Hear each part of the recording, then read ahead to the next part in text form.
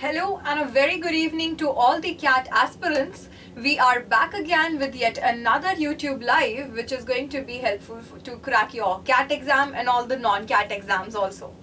And the topic's name is finding out the misfit, or you would have commonly heard the odd one out, where you are given certain sentences and you have to find out one which doesn't gel well with the rest of the sentences. So as you can see, the topic is how to find out the misfit sentences for CAT exam also and non-CAT exam also. Though last year in the CAT exam, these two questions of misfit were not there, but quite a similar kind of question was there. So this time we don't know what they are going to give. Are they going to stick to the misfit questions, or they will give you fit the sentence into the paragraph question? But anyways, let's see what this topic has for us and how to deal with this particular kind of questions. Now, the first thing is, let's see the relevance of this topic in exam. So don't think that because it was not given in the CAT exam last year, it won't be this year also, and do not ignore this topic for the pursuit of that, because this comes in non-CAT exams also. So tests like CAT and other MB entrance test has questions on misfit or odd one out. CAT, SNAP, IIFT and ZAT have 3 to 6 questions based on this topic. CAT, ZAT advanced level of difficulty, otherwise the rest of the non-CAT exam, they have MCQ types and relatively easy question. Now you must be thinking, why have these been written separately? Because in your CAT exam and ZAT exam, you don't get any options for the misfit question, the sentence rearrangement and finding the odd one out questions. You don't get any option. Rather, these are known as TITA questions, which is type in typable answer, where you will be given a box and the system will allow to type your answer in it. Right? So whatever, let's say you think that C is the misfit, you can write C. You think D is the misfit, you can type D. So that way. Now, one thing that we all must know about misfit question is they are highly time-saving questions. So we know that in CAT exam, you run short of time and you have so many RCs to do, so many para-summary questions and sentence rearrangement question, which is challenging in itself. So the SR question or the sentence rearrangement, one, they take a lot of time, and second, you are not even sure if you are attempting it correctly or not. Let's say you have guessed the opening sentence also, the closing also, but what about the middle part? Sometimes we do mix up the middle two sentences and we swap the position. So it's always advisable to go with the misfit question. You just have to read 4 to 5 sentences and find out one ground on the basis of which you can find out the odd one out. So along with the question practice, we will see how you can find that question out. One more thing that I would like to mention here is, if we talk about the CAT exam and the ZAT exam, the misfit question won't be very easy ones, as in, let's say the 4 sentences are talking about one thing and the 5th sentence will altogether talk about a different subject. That won't be the case in the CAT exam. More or less the keywords and the topic or the subject of all the sentences is going to be same, but you just have to see which angle or aspect of that topic rest of the sentences are discussing, and which aspect is the other one discussing. For example, if we take an example of Rabindranath Tagore, let's say out of 5, 4 sentences talks about his historical contribution towards our country, and there is one sentence which is talking about his literature, his aesthetics. So the literature option will be the odd one out, because it isn't tackling with the same aspect or dealing with the same aspect as the rest of the sentences are doing. So 2-3 normal things that you need to have, or I may say the skills that you need to have, is 1, understanding the context of the sentences, making a coherent paragraph out of it, and then finding out the misfit from it. Second skill that you need to have is identify the subject area. What is the whole passage when you make after arranging the sentences? What is it talking about? So what is that one sentence which is not talking the same thing about it? So these are 2-3 skills that you need to have. Rest I will be discussing with you as we do the practice questions. So as you can see, the first one in front of you, let's see who's going to answer this one. Find the misfit from among the following option. While I am reading all the options one by one, I am expecting your responses in the chat box. Quickly drop in your answers. The Black Parohas reunified a tattered Egypt and filled its landscape with glorious moments, creating an empire that stretched from the southern border at present-day Khartoum all the way north to the Mediterranean Sea. So, what do you need to see? First, you need to identify the topic or the main idea that is being discussed here. Second, look for the keywords. Look at the keywords. He is calling these Parohas, this race or this group of people, as very glorious people and bold people because they were the one who united the Egypt, and they were so successful in, you can say, uniting the whole Egypt from the south to the north, the Mediterranean Sea. So he is showing that they were very much capable. So the tone is not negative at all. He is praising them. Next is artwork from ancient Egypt, Greece and Rome shows a clear awareness of racial features and skin tone, but there is little evidence that darker skin was seen as a sign of inferiority. Moving on to the next sentence. So this sentence talked about the how the skin has always been making a difference, and the sentence is saying that being a black person or being of dark complexion did not create that much of inferiority. But you just need to think, is it somehow related to it or not? For that, we need to read the last two options also. Through inscriptions carved on stele by both the Nubians and their enemies, it is possible to map out these rulers' vast footprint on the continent. So can you see one thing clearly? This is also talking about the vast of the Paroha kingdom. This was also talking about the glorious, victorious, you can say, kingdom of the Paroha kingdom, the reign of the Paroha kingdom. And let's see the last one. Pai was the first of the so-called Black Parohas, a series of Nubian kings who ruled over all Egypt for 3/4 of a century as the country's 25th dynasty. Come on now, drop in your answers. This last one is also talking about the same thing. He's taken example of this one person, Pai. He was the first one of the so-called Parohas or the Nubian kings who took over or ruled over the whole Egypt. So what do you think the misfit here should be? Let us see who's going to answer this one. Drop in your answers, everyone.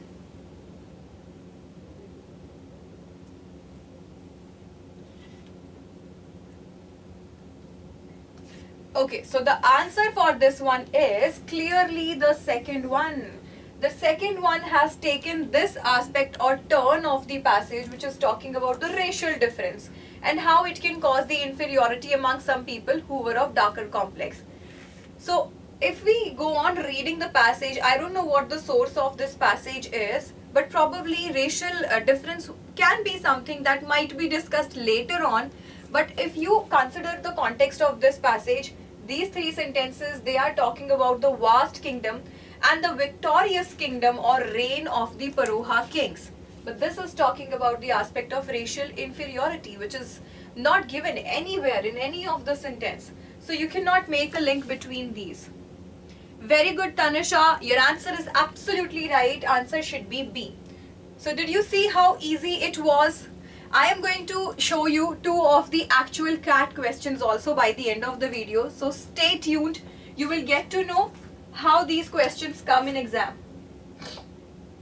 Moving on to the next one. This also again has 4 options.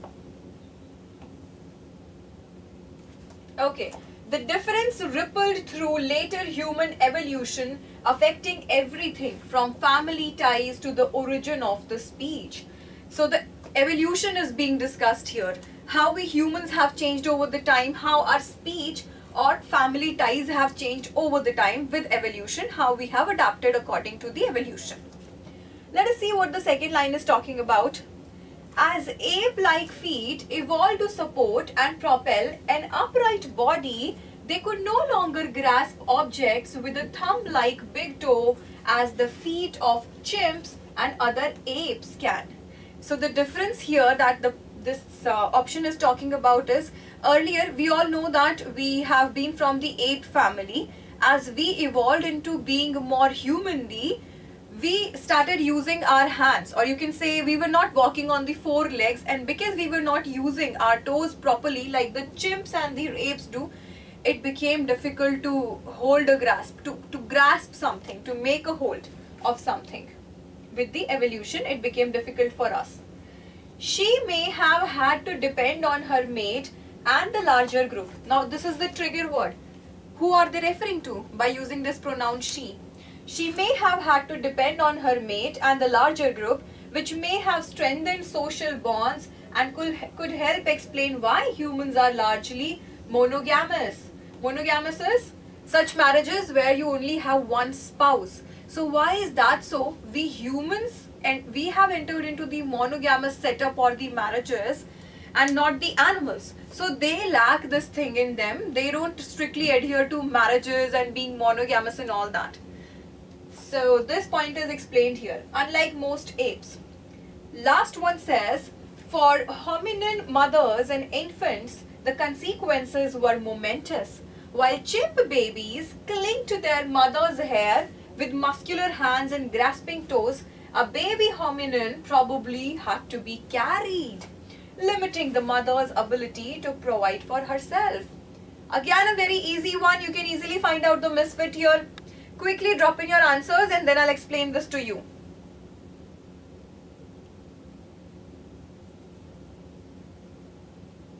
So can you see there is one common thing here? They are talking about the evolution of humans from the apes and how it caused certain kind of difficulties and how it made us more social beings, leading us towards the monogamous marriages. The reason is the moment we stopped using our toes properly, or walking on the four legs, clinging for the babies, clinging onto their mother's hair, just like the chimps babies, became very difficult. So they had to be carried. The mother had to carry the baby. The baby could not cling to the mother. So this was one difficulty because their toes and their muscular power was not the same. Okay, I can see your response by Tanusha and Herman. Herman answered for the previous one. Tanusha is saying C in this one. No, my dear, I wonder in this one, it should be A. Look at this now. The differences rippled through later human evolution, affecting everything from family ties and origin of speech. So family ties, I understand, from the monogamous marriages you can justify this point. But what about origin of speech? In the whole passage, no other option talked about the origin of the speech, or when did we humans started speaking, or we formulated a language that can help us understand each other. So speech is something which is discussed only in the first point. That is the reason it makes it different from the rest of the point, which are all talking about our muscular power, the changes in, you can say, a mother carrying the baby rather than the baby clinging on to the mother. So it was all related to our walking, right? And this is something which led to mother to rely on the other members of the group, and probably this is the reason we humans became so social, and it led us towards the monogamous marriages. So answer to this one is A. I hope it's clear to everyone. You may pause the video, read the options again, you will see the difference. Moving on to the third question, which has 5 options. And here again you have to find a misfit. Here and now, if you want to, do it freshly by your own, you may pause the video and try doing it. Okay, let's read it. The real power of these technical means lay not in the techniques and technologies themselves, but in the disposition of those who used them, in their unshakable confidence that there were in principle no mysterious, incalculable forces they could not calculate and control. So when you read the first sentence like this, where you can see a lot of pronouns, it becomes quite tricky. What is this passage going to talk about? So for the misfit question, it's important you quickly go through all the option and then try to understand what is it talking about. Not just you have to find a misfit sentence, but we need to understand these all the sentences, they've been jumbled. Such a technical rationality had replaced the magical means pre-modern people. So one thing is clear, two things are contrasted. The modern man's rationality, where we rely on the technology and the techniques and we can calculate everything. We are in contrast, or we are different to the pre-modern people who used to rely on the magical means, on the fortune telling and all. People had used to placate gods and spirits. Placate is to appease or to calm the gods or to impress them, you can say, appease them. Hence, that there were in principle no mysteries, incalculable forces they could not calculate and control. Do you see this? The repetition of this phrase. It was used in the first sentence also. No mysteries, incalculable forces. So clearly they both have a link, and because they are talking about the same thing, it cannot be the misfit, none of them. Having conquered everything else, the calculating machines of modernity are now coming for our books. So one common phrase again is calculating machine. Basically, the whole passage is talking about humans now relying more on the calculative machines, technologies, techniques to calculate everything. We are no more like pre-modern man who would rely on magical means to predict something or to appease the god and spirits. Let's read the last line. When Max Weber suggested in 1917 that the world had been disenchanted, enchanted is when you are spellbound, when you are under some spell. So something mysterious, magical is being enchanted. So Max Weber said this in 1917 when there was a lot of revolutionization, industrialization, people were using more technologies. He said that now is the time we have been disenchanted. We are no more under this magical spell. He meant that modernity was best understood by the expansion of technical means that controlled all things through calculation. So though Max Weber's name is given only in the D option, not in any other option, but look at this, he's talking about the same thing. This sentence and this. A, B and D, they are all talking about the same thing, which is the contrast between relying on the magical means and on the other hand the modern man who relies on the techniques and technical calculations or calculating machines, right? So this option, C option, this is the one option which goes extreme. This option talks about these calculating machines coming for our books, which is a little ambiguous, a little vague. I mean, what does the author mean by this sentence? There is no further description of this thing. How would the calculating machine replace our books? We did not talk about books. We have been talking about the magical means, being enchanted. Pre-moderns, pre-modern people used to rely on gods and a lot of indication, a lot of oracles and all that. Books is something which is not mentioned in any other option. So this is the misfit sentence. I hope this one is clear to everyone. Yes, Manoj, absolutely right. The answer is C. Now, let us see two of the actual papers example. So these two questions appeared. I'm gonna do two questions with you. Both of these questions appeared in CAT 2021 slot 1. So only two questions were there. I've included the both. Let's read this one and drop in your answer for this one. There is a dark side to academic research. So academic research, you can say, is the title or something that the passage is going to talk about. Especially in India. The context is India. And at its center is the phenomena of predatory journals. So now, once you have read only the opening sentence or the first sentence, you would be confused as in how can journals be predators? To understand that, let's read further. But in truth, as long as you pay, you can get anything published. So research paper, academic research, publications is something that the passage is talking about. In look and feel, thus, they are exactly like any reputed journal. Look at this. Why is he talking about reputed journal? And what is this they? This they pronoun, what has it been used for? They claim to be indexed in the most influential database, say the Pose's editorial boards that comprise top scientists and researchers, and claim to have a rigorous peer review structure. So again, talking about the journals only. But a large section of researchers and scientists across the world are at the receiving end of nothing short of an academic publishing scam.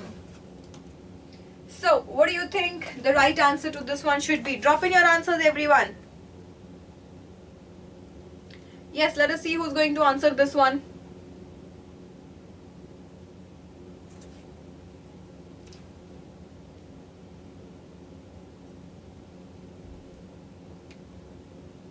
Very good, Harman. Once again, you have answered it correctly. Answer is E. Let us now see why the answer is E. So this word they, this pronoun has been used for the predatory journals. So basically predatory journals, the author has used this term for those journals which are the fake ones, but they show as if they are very much the genuine ones. So they are quite close copies of the actual journals, you can say.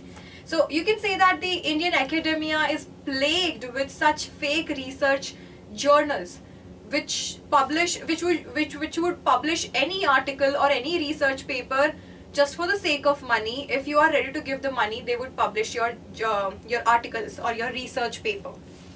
So that is the reason the first line talked about. There is a dark side to academic research. This is that dark side, that the predatory journal would publish anything as long as you are ready to pay. Further, it is explained in the second option.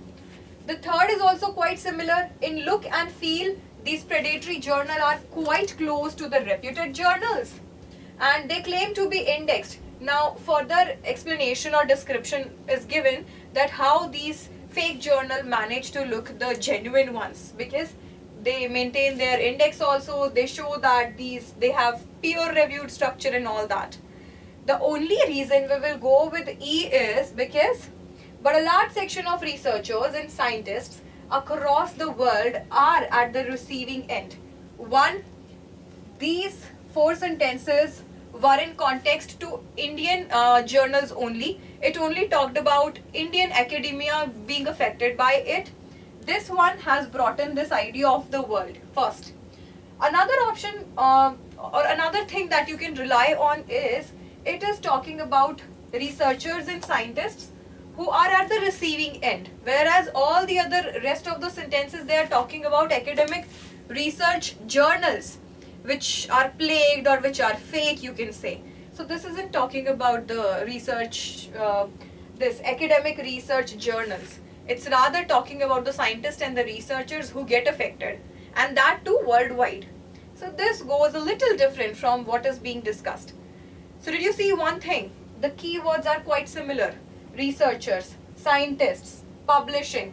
So whatever word you see here in the CAT exam or the ZAT exam, more or less they are going to talk about the same thing. It's just that they will take a different turn or they'll talk about a different aspect. Okay, let us see the last question for today, which is this. Again, 5 options. So CAT exam will always give you 5 options, 5 sentences. Quickly go through this one. Pause the video, drop in your answer.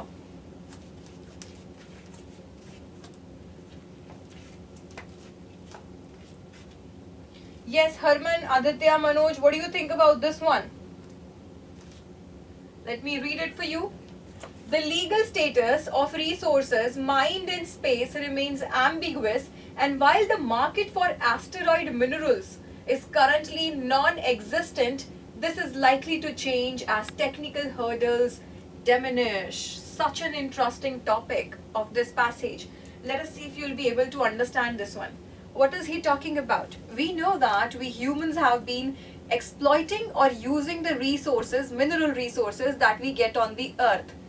Now we are looking towards the space to have those mineral, to have those you can say resources, the mineral resources. We are moving towards the space now, as with a fast pace of technical hurdles being diminished, we are becoming more able to exploit or use those space related mineral resources. So the legal status of resources mined in space. So we are going to mine them from the space. And in particular, we are talking about the legal status. Who all will be allowed to do that? Remains ambiguous. So that legal status is yet ambiguous. If we talk about the earth, we know that we have different countries and their governance. They all have legal system and legal rules. From where can they extract the minerals, from where they cannot extract the minerals and all that. But when it comes to the space, the area is very vast and no one country's legal system would apply there. So that is the reason legal status for the space minerals is ambiguous. And while the market for the asteroid mineral is currently non-existent, currently we haven't been doing it, we haven't been extracting minerals from the space, this is likely to change. Very soon we are going to extract minerals from the space also. As technical hurdles or difficulties are being diminished, we are becoming more technical able to do that. Okay, I can see Manoj has already dropped in his answer. Let us see. Outer space is a common and all of it is open for exploration for everyone, right? However, space law developed in the 1950s and 60s is state-centric and arguably ill-situated to a commercial future. Also talking about the same thing, laws adopted by the US and the Luxembourg are first steps, but they only protect firms from competing claims by their compatriots. A Chinese company will not be bound by the US law. So obviously, US being the tech country, you can say, was the first one who proposed certain laws, but they were very state-centric, for which, again, Chinese company would not agree to. Critics say the US is conferring rights that it has no authority to confer. Russia in particular has condemned this, citing the US's disrespect for international laws. And the last one is, at issue now is commercial activity as private firms rather than nation states look to space for profit. So one thing is clear, the last three we're talking about which laws, it cannot be state-centric. So the laws should be the international one. Space for profit is for everyone, right? So it shouldn't be the commercial activity as the private firms do. So what should be done about this? So there are two close contenders here, I would say C and D. What should be the right answer to this one? Come on, drop in your answers. Very good, Harman, you have again answered it correctly. It should be D. Now, why D's? Because the second sentence talked about the state-centric laws that have been devised and it further followed that. The further description is given in the C option. Laws adopted by US and Luxembourg are first step. So they were the first people to take some step or to make some law. But they only protect firms from competing claims by their compatriots. A Chinese company will not be bound by the US law. It's a general kind of sentence. Chinese aren't saying anything. It's a general sentence. So D has brought in this Russia's element into it. One. Moreover, it is talking about conferring rights that it has no authority to confer. So this goes extreme and it is talking about something which the rest of the sentences are not talking about. That is the reason. Now this, I would say, was the trickiest one from the rest, right? Now you would have got some idea about how misfit questions can come. If you compare the misfit question to the rest of question you see in your CAT exam, these are the most scoring and time saving. So I hope you would now practice enough questions of misfit, and probably in the next live I will come up with the sentence rearrangement questions, practice question and some actual questions also. If you feel like that is your forte, you can go for those questions also. So that is all for today. Thank you so much. If you have any suggestion, you may put it in the chat box. And if you like the video, do not forget to hit that like and subscribe button. So see you in the next live. Until then, keep smiling, keep studying, and all the very best for your preparation.